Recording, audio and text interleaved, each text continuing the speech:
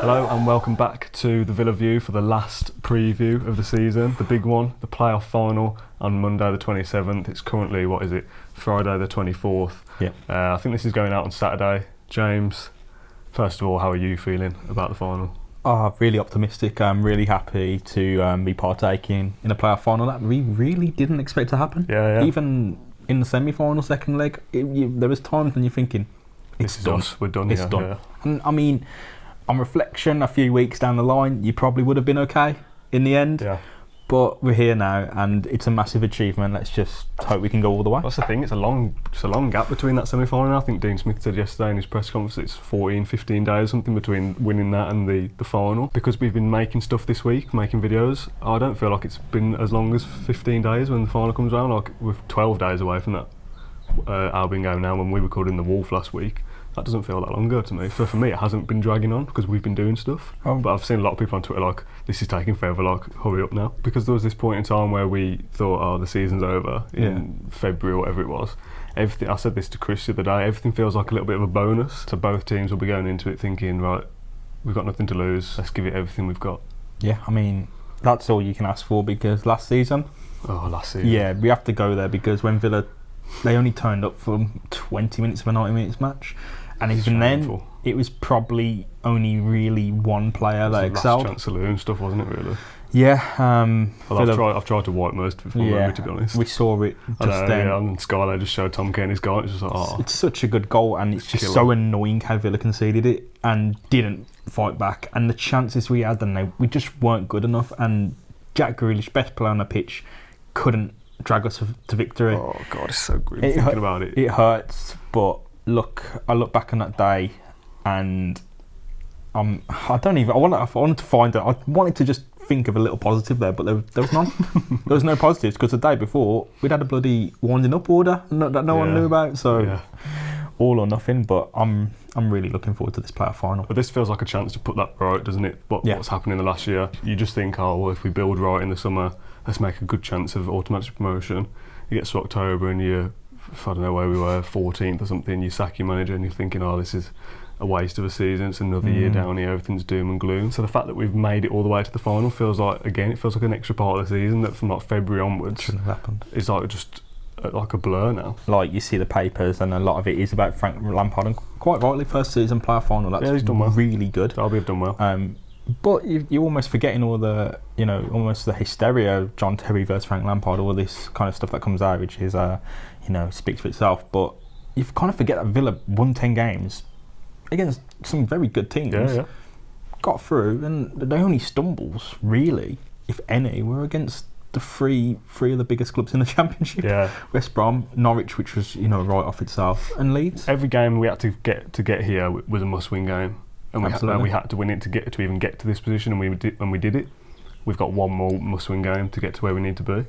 So I feel like, and obviously that we're setting ourselves up for a fall massively here. Everything feels like, and Derby fans probably think the same, it feels like everything's set up for us to go and do it this year. That Jack Grealish is injured and you feel like the season's over. He returns as captain. We've win 10 in a row. The end of that fairy tale is Jack Grealish lifting the trophy at Wembley. That's how it's written, but obviously football isn't that simple. 20 years down the line, when some kid, a Villa fan, goes on Wikipedia or whatever it will be, and they say, playoff final, and it's like, what was that? And it's like, to us, it's the biggest thing, and it's everything. It's right not now. The trophy or the promotion itself. It's the fact that how many times have Villa been down and out? Even in the semi-final, second leg, you're down and out, and they come back. So many times, so many times. With players that we adore. Tyrone Mings, couldn't imagine a bloke playing for a different club. He's a lone player. He's been here 2-3 months, 3 or 4 months. If that, played 15 games max. I don't know, but it's just the scale of the achievement shouldn't be ignored because it is a massive. If we do it, if we do it, massive achievement. And even with reflection, if the worst does happen, it's still going to be a big achievement to get here. But I don't want to think about that. I want to think about winning it. Yeah, well, I'm not going to sit here for any period of time and talk about what if we lose because I just don't even want to think about it. It's not worth discussing at this point. I also don't want to sit here and get too carried away with what if we win either. It's not about that just yet. We'll have plenty of content after the final if we've won it, obviously, to talk about next year. Right now, obviously, Derby, Frank Lampard, Mason Mount's back, Harry Wilson's back. The times we've played them this year and beat them 7-0 over 2 games. They weren't playing. The Derby side was very different back then. Dean Smith's a senior manager here, but you can't really discount what Frank Lampard's done. I think there's a lot of conversation about it being an overachievement. Those conversations won't matter if Derby do get promoted. Yeah. I mean, that's a conversation for them next year to have if they do a Reading and don't really succeed the season after a playoff final. Yeah. But from what I've seen of Frank Lampard, is a manager who has definitely improved over the course of the season. He probably came into Derby with an idea of playing a really high level of football, attacking possession football, and maybe realised halfway through the season that, hang on, I don't have the players available to do this, and we're not going to be able to afford the players I want to be able to do this. So it's adapting his philosophy, changing the way they play. Little tweaks, like against Leeds in the second leg. They're trying to play the way at the back, trying to play passes to the feet. The second it all changed when Derby went, hang on, we're not getting anywhere. Let's pass into space, play it over the top. Let's create the balls we can to get our players space to run into. Yeah. And they did, and they've done it to massive success. And, Leeds is the chaos in that Leeds match, the keeper coming out doing God knows what. Derby were in a position and the momentum to take advantage of mistakes, and what Villa cannot do in this playoff final is make a single mistake. Well, do you think how both teams are coming into the game will affect the game? That we've sort of limped through a second leg and they've flown through theirs. Do you think that they maybe expended so much energy to even get here? I know there's been a 2-week break, but mentally they thought they were gone and now they're here. Does that bring any impact into the game?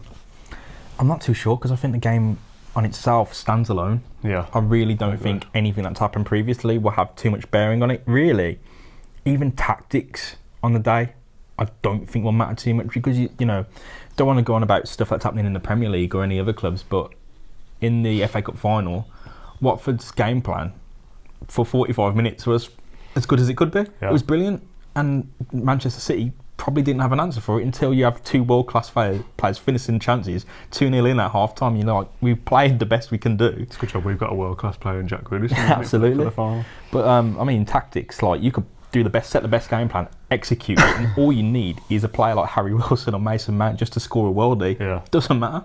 It's a one game. It does. Over the course of the season, tactics are usually going to win you something. You have the 46 or 38 games across 2 leagues. So you can, if you have a good tactical game plan, you've got a lot of time to succeed. Yeah. One game, don't matter. Anything can happen. I mean, it's very much a cliche, isn't it, to look at the playoff final and go, oh, it's 90 minutes, anything can happen, it's a one-off game. But it's true. It's a cliche for a reason, because that is true. I think any sort of form goes out the window, any kind of momentum probably goes out the window. Like you say, even Albion to an extent almost did a job on us, and it could have been Albion Derby this weekend very easily. So the fact that it's ended up being us, you just got to go for it. I think it's less about the tactics and the way you set up, and more about the mentality and how you go out to play. You've got to play positive, and you've got to play on the front foot, because if we've played that way to get to the final, and we start the final going, right, let's just sit back a bit, let's hold it off, let's get to half time 0-0, that doesn't suit us. Absolutely not. I mean, obviously as a fan we can sit here and give our ideas about what we should do. We're not in the game of management for a reason, but that's not what Dean Smith does. It's not what this Villa team does to go, right, let's just keep it steady and then we'll go for it second half. I want us to be going for it from minute 1. I want to be a goal up after 10 minutes and show that we're going to take the game to Derby. We're here to play, we're here to win, and fingers crossed that's what happens. Well, Villa's game plan throughout the season, just play good football and win. It has go out to win. Looking at how they can beat teams rather than how should we prepare for them. It's more so what can we do. That's what it should be. Damage them. Everyone should play absolutely. like that. And with a team of Villa's scope, the losses they make in the Championship, the money they spend in the Championship, they should be looking at putting other teams away, and that's what other teams like Leeds are doing, and even Derby now. Derby again are another team who probably won't really favour sitting back. They've realised that, which is probably good for us as well for the game. Yeah, it's going to be, because we don't have to try and break down an Albion side or a Middlesbrough side or somebody like that that's going to play that way, and we'll try and see out the game and play for set pieces. Again, I think I said to you before the Albion game, if we don't make it to the final but we've given it a good go, as hard as it'll be, I'll sit there and hold my hands up and go, okay, fair enough, they deserved it. And I'll say the same with Derby. As horrible it will be to lose at Wembley 2 years in a row, if we lose and we've given it a proper good go and it's a tight game, it's just a piece of magic that wins it for them, all you can do is sit there and say, right, fair play, good luck, and move on and try and forget it.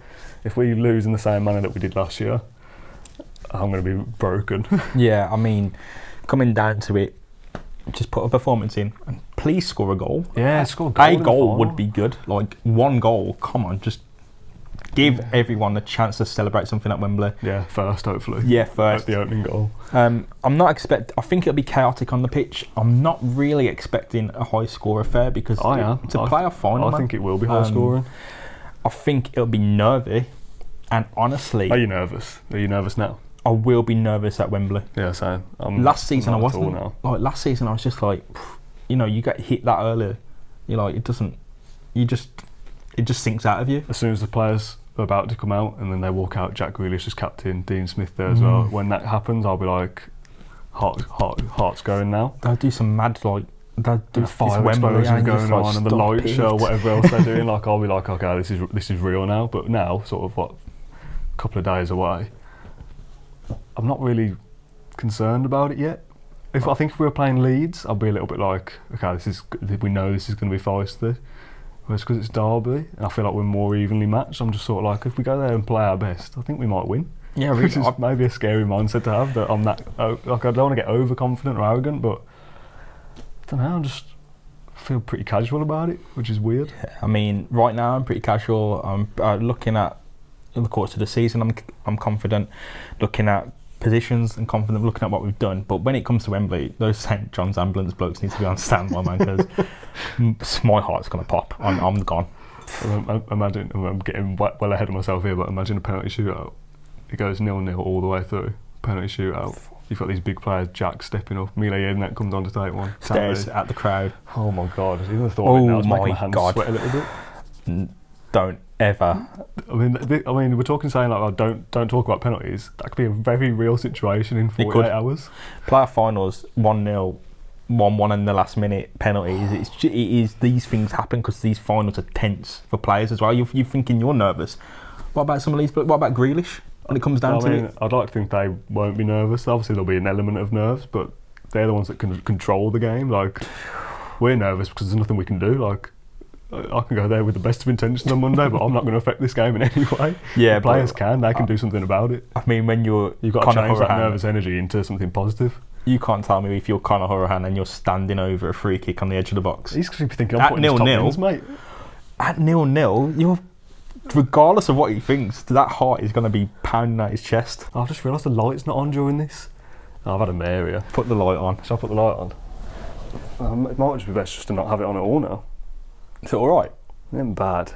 It's not Spielberg standard. It isn't? It isn't. I want to go through some comments and I want to plug some videos because we've been very busy. Yeah. So this will be up on Saturday. It's Friday now, so bear with me because this is about to get confusing. On Monday, I went down to London to meet Dan, Matt and Chris. We filmed 6 videos in one day, which is pretty mental thinking about it, but if I'm going all the way down to London, you might as well make the most of it. A video that hasn't been finished yet, but is already out at this point that you're watching this, is our story of the season video. So Dan's written like a spoken word poem thing. Oh. It's out today. It's Saturday now, as they're watching, but it came out on Friday. Okay. I was like, so it's out. Like, it's out tonight in our world, but in their world, it's already out. So if you haven't watched that, go and watch it. We're very proud of it. I'm hoping the reaction to it is good. At this point, obviously, I don't know, but I'm pretty sure people will like it. It's not quite how I wanted to do it. Obviously, we had some issues with the permit at Wembley and security and stuff like that. I wanted every word of Dan's poem to be on camera. I had to use a few too many pictures. I would have liked it's a bit like a glorified slideshow at this point, but it's a good video. It's all about Dan really and what he's written and how he's performed it. That's the best part of it. The visuals don't really matter. It's about the story of the season. So go and watch that if you haven't. So that whole plug was to get some comments. Okay. So I've got some comments from fans that I want to read out from videos this week, and then we'll talk about those instead of us just blabbering on. Blabber. So this is from Sharik on Matt Lynch's video. It says, the more I watch some Derby highlights, the more I fear Mason Mount and Wilson. Let's be honest, we have not quite looked to our top form towards the very end of the season, especially against Albion. Hopefully we can win one more game. So we've talked about form. Do you think that the fact that we haven't been great the last sort of, 4 or 5 games, do you think that matters? Nah, not really. It'll be a nervy affair. It's completely different, It's completely different because, no team's going to want to go to penalties unless they're losing and get it back to 1-1. Yeah. So no team's going to walk out and go, right, we're going to sit back all game, hopefully it's penalties. Absolutely not. So I think it's completely different. In a playoff semi-final, leg 2, I think Villa are okay going to penalties. That's the thing with us beating Derby twice this year. It doesn't really matter because Leeds had beat Derby 3 times. in the 2 league games and in the first leg, and still then lost one game lost and the one that matters. yeah. So things like form and previous appearances don't really matter, I don't think. So what he's saying, Sharik, is that he's watched the highlights and he's scared of Mason Mount. I think he absolutely should be, because you should be scared of the best players of any team. But this is the highlights, and the highlights are the best bits. for a Yeah, reason. exactly. So there you go. But obviously that's not hit to sit here and say that Mason Mount is a YouTube player, because he is a good player. It's not just like, oh, he looks good on YouTube. No, he's brilliant. He's good in real life, in proper games as well. But you see the best bits of him. You're like, wow. He has an off day at Class, Wembley. We're going to have to think about him. Second comment from Hip to the Game. Okay, yeah. Good names, quite a long one. Thank you. He says, a season on from our last appearance at Wembley, I feel like the time is now right for us to be in the Premier League. The right coach who sets up to play football the right way, the right attitude and application from the players, and the right owners to take us forward. But footy has a habit of kicking you right in the nads, so I'm optimistic without being overly confident. Just give it a right good go, believe. Honestly, I think that is... Bang on. We might as well just scrap this whole video, because that's what I think as well. Bang on, yeah. I feel like everything's kind of set up for Villa to succeed here, but football has a nice way of putting you back in your place when you get overconfident. So really does. I think that's a great comment. That's what I think as well. I'm not sure whether it's a Derby fan or a Villa fan, because their username is not an optimist, but the comment is negative if you're a Villa fan. So he says, Derby's return to the Premier League is long overdue. They've been outside for far too long. There is a limit to how many times Derby can be denied promotion. So it doesn't really mean anything, does it? Because we were denied last year, so that means it's out here. Leeds have been denied 15 years. Notts Forest been out for ages. Sheffield Wednesday have been out for ages. Like, the fact how long you've been out the Premier League. Swindon have been out 20, 30 years. They suddenly have a right to get back into it. Oldham, I'm assuming he's a Derby fan. No, you see where it comes from, but I get what he's saying, because they've been there or thereabouts for a few years. They're always a team that you look and think, oh, they'll be around the top 6. Yeah. And they never seem to make it. But again, that doesn't qualify you to go, okay, well, this is your year, because you've got close a few times. So here you go, have a promotion. It doesn't work like that. It's not a charity, and I mean, if you want to stay in the Premier League, don't get relegated. As hard as as easy as it sounds, I know it's a tough job, but just avoid relegation. Avoid relegation. This comment is from a Derby fan, Steve Clayton. He says, great video, guys. Thank you, Steve. Cheers, Steve. Says, as a Derby fan, well, you weren't in it, so... Cheers, Steve. As a Derby fan, got this feeling we're just going to do it. On paper, you're totally right. Villa should win, but Derby have got nothing to lose. The pressure's off. Also, there's not many teams who would play Leeds at Leeds and score 4 goals, hit the post twice, etc. Throwing the fact that Lampard's a winner and may the best team win. I like his point about going to Leeds and scoring 4 goals. Fair enough. Like that's a great achievement to get to the final. They played Leeds off the park. Fair play to them. About the pressure off and nothing to lose. It's hard for me to even look at a Derby and that the odds will be that Villa are the favourites.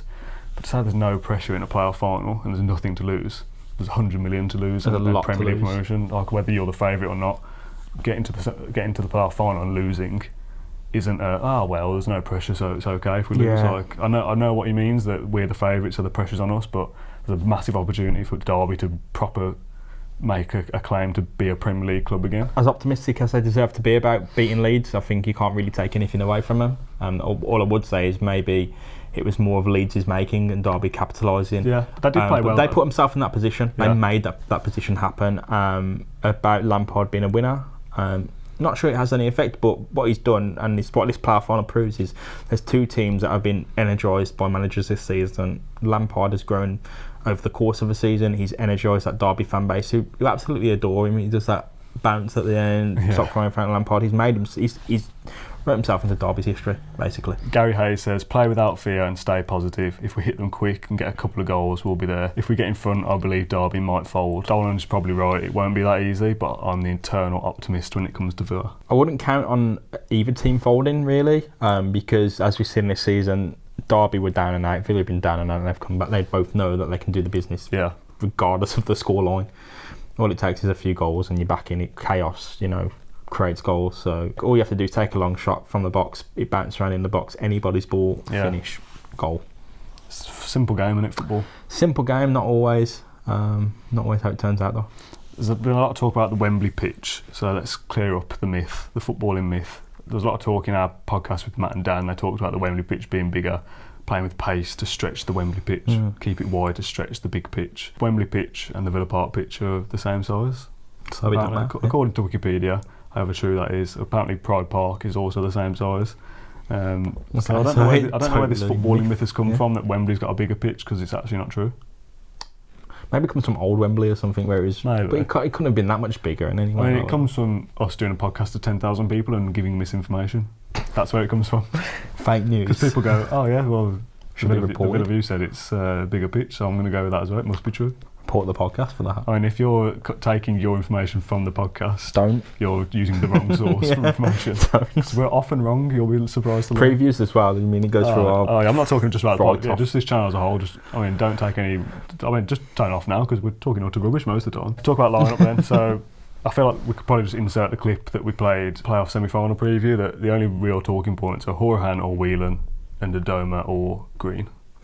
I'd go for Horahan because I'd associate him with more positives over the last few games in Villa's midfield. And I'd go for Green on the right wing because Villa score a lot of goals from crosses, and Green seems to me as a player who has genuinely always made himself available on a late cross, crashing into the box. I think Adoma's confidence, I think he has really struggled this season.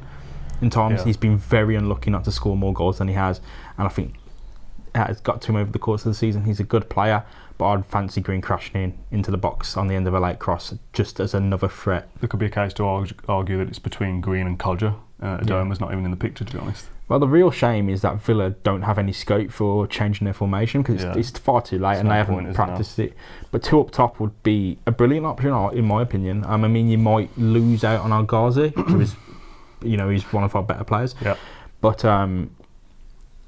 I think, you can't just force the best players into the team, as we've had discussions about and I've been laughed at about. So you can't just force your two strikers in, because your two strikers are good and you've got a bad right wing. But, over the course of the season, I may have looked at that and may have thought, if the right wing's a weakling, remove it. I don't want to talk too much about the Whelan versus Horahan debate, because I think there's pretty much splits everyone 50-50. There's pros and cons to both. I'm just going to chuck in a comment from Evan Grew, who says, I've got a feeling Whelan should start Monday. Okay.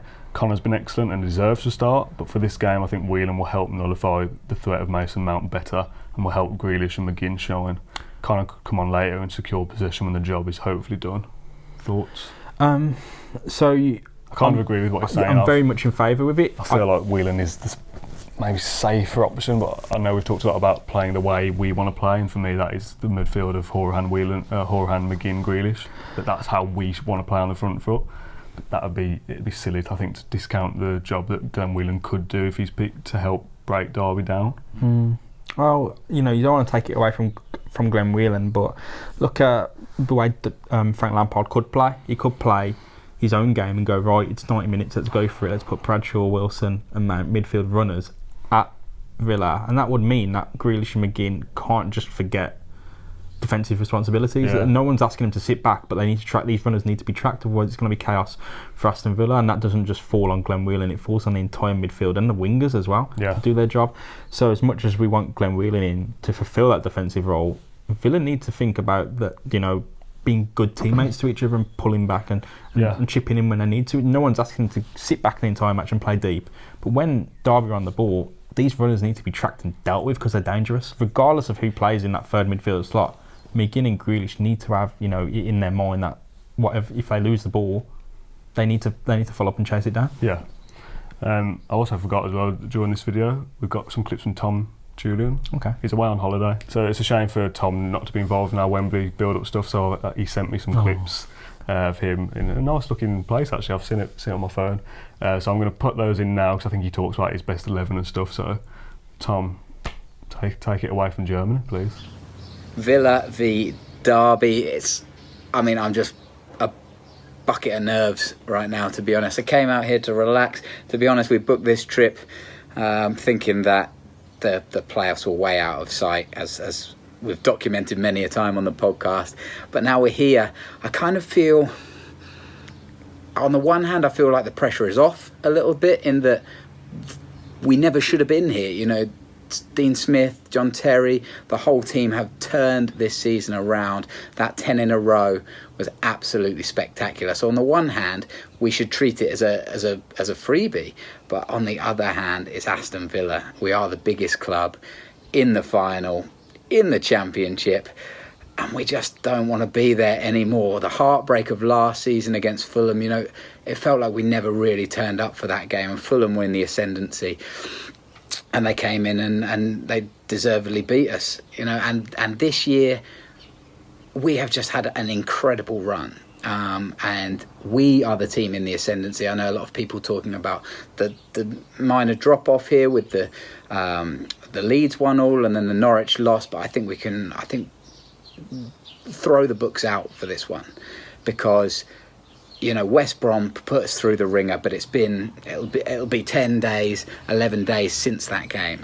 The players will have had some time off. Now they'll be back in training, working hard, and they will be giving it everything they've got. Jack, Connor, they felt the loss last year. There's no doubt about that. Jack Grealish said it himself last week. He'll be drilling it into every single one of these players, how painful it is to lose. And he won't want to do that again, especially with his boyhood club. I think Jack has more riding on this than anybody else, and we just he's got to do it. He's got to lead the team like he's done superbly since he came back from injury. He's got to put this team on his shoulders, play the way we all know he can, and make sure he's at the club that he loves next year, because if we don't go up, he's not going to stay. I think it's as simple as that. Finals are meant to be enjoyed. I saw a few people on Twitter saying what was exactly right. Your club doesn't get to a final very often, and this is a really special day. Obviously, it'll be heartbreaking if we lose, but we're not here to lose. We're here to win. So we've got to give it everything we can, particularly as fans. We need to be the loudest. Villa, away and home all season, have been absolutely fantastic, and there's one more game left. We've got to give it big licks and basically make Wembley Villa Park one more time this season. It's a huge game. I am totally 50-50 between really looking forward to it and feeling a bit sick every time I think about it, but I'm here in the beautiful Schwarzwald, the Black Forest, enjoying a few days out, enjoying a few beers, but when I get back on Sunday, it'll be all about the Villa. We've got to get excited, we've got to be loud, up the Villa. We'll end with predictions then, and this is slightly scary because I'm always happy to give a prediction. When we've played Birmingham and stuff, I always sort of put my neck on the line and given a prediction, but for this one I'm going to bottle it. I'm not going to give a scoreline because I don't want to jinx it. I think I said when I did the video with Chris... jinx. You think that you saying anything has any effect? Obviously not, but I'd rather... saying we're going to win is about as good as giving a scoreline anyway, but I don't know, I just don't want to be specific. I just think we'll win somehow, and I'm just going to leave it at that. I'm going to say 1-0. I'm not going to say a team. What, 1-0 either way? That doesn't count. You can't sit on the fence to that degree. It's just going to be 1-0 either way. 1-0. No, 1-0 Aston Villa. Okay. And I think the goal will come extremely late. I was going to ask you, when do you think the goal will come? No, it'll be 90 plus, I reckon. Nah, I can't take that. I can't. Well, it'd be amazing. Like that, if that goal goes in on 90th minute and you win, that would be an unbelievable feeling. But that's not going to happen. Well, I think there'll be more than one goal in this game. I'll say that much. If two teams go at each other, it can be oddly not defensive, but you can get the ball caught in midfield more often than not, with teams just tackling each other in midfield and losing the ball in the final third and going the other way. Who's got the better midfield then? Oh, flipping hell, man. As a Villa fan, I'm going to look at McGinn and I'm going to look at Grealish, and I'm going to go with the obvious bias. But if you were to replace that, ignore any context with any Bradshaw, Mount and Wilson, you wouldn't be ashamed. You're not going to be like, you just put a load of still a bit Villa people off the street. These are class players that are playing for Derby. I think I'm going to go with Villa's got a better midfield. Wilson scored 16 goals, which is a fantastic return, and you'd love to have that. But I've just loved the energy of John McGinn. I've come to adore Glenn Whelan, what he brings to the team. Conor Horan just comes out in magic all the time. You're not even expecting it, even though he constantly does it. And Jack Grealish, amazing player. But again, I'm not going to take anything away from Mason Mount. When I say that, I'm not going Mason Mount's bad, Harry Wilson's bad. I'm just saying I'd rather have the Villa players I've come to know and love. That's it then. the end of a season's worth of content, which in itself is crazy that we've done in another year. Like, it's flown by actually, considering where we were at one stage when we were sitting down outside to talk about Horeham being booed off and having a breakdown. Talk about Leeds in December and Rotherham and all that. All these different videos we've done. Like, it's flown by really. So I'll put a link to a little playlist of all the Wembley content that I mentioned earlier, which is somewhere on the screen that you can click on, somewhere up here, somewhere. So that's all the videos you can watch. Go back and watch that story of the season, the video that we're very proud of. Thank you very much for watching this video. Thanks for watching all the videos and listening to the podcast and stuff this year, sharing the stuff, getting involved on Twitter, comments, anything like that. However you've supported the channel over the last year, we all really appreciate it. People have asked about Wembley content, so I should clear that up at this point. If we lose, there will be no fan cams at Wembley. Because you'll be drinking. Because I'm going straight home. Like, last year we went pretty much straight home, but like I sort of sat in my seat for a bit and walked out slowly, like, what's just happened? And then we were pretty much straight home. But if we lose this year, I'm straight out my seat, walking straight home. It's horror. I'm not walking home, you know what I mean? Straight on the train home. Just going, just going. Like, I don't even want to think about it. If we win, we'll do some kind of fan cams. Like, it won't be as structured, I don't think, as what did you think of the game and asking, because it's just going to be carnage if we win, I assume. Where that'll be, again, I don't know. Somewhere on the west end of the stadium. I genuinely don't know. Obviously, I can't take all my equipment in because there's bag policies and all this sort of stuff. So I'll just have a little camera, little sort of vlog camera thing, and we'll just sort of stand huddled together and record some bits. If we win, I don't know. It's just gonna be carnage. So it's hard to plan it anyway. It's the best way though. There'll be a podcast if we win, probably pretty much straight away within the coming days. If we lose, there'll probably be a podcast, but I imagine they won't be in a massive rush to record it because there was a podcast last year after the final, which was very dejected, but they still did it. There'll be some post-match reactions, talk bits, fan pieces, all kind of bits. If we win, we'll go as hard as we can, but if we lose, we might just do the one podcast and then have a few weeks off. Thanks for watching this, thanks for listening to this, appreciate it. Let's go to Wembley and get promoted. Thanks for having me. Please. Up the Villa. Please, just do it. Up the Villa. This has got to be it now. This has got to be the year. I can't handle going to Wembley and losing again. If you enjoyed that video, why not watch another? Click the video choices on screen now to go and watch them in full. Be sure to subscribe to the channel by clicking our logo there on the left. Easy peasy.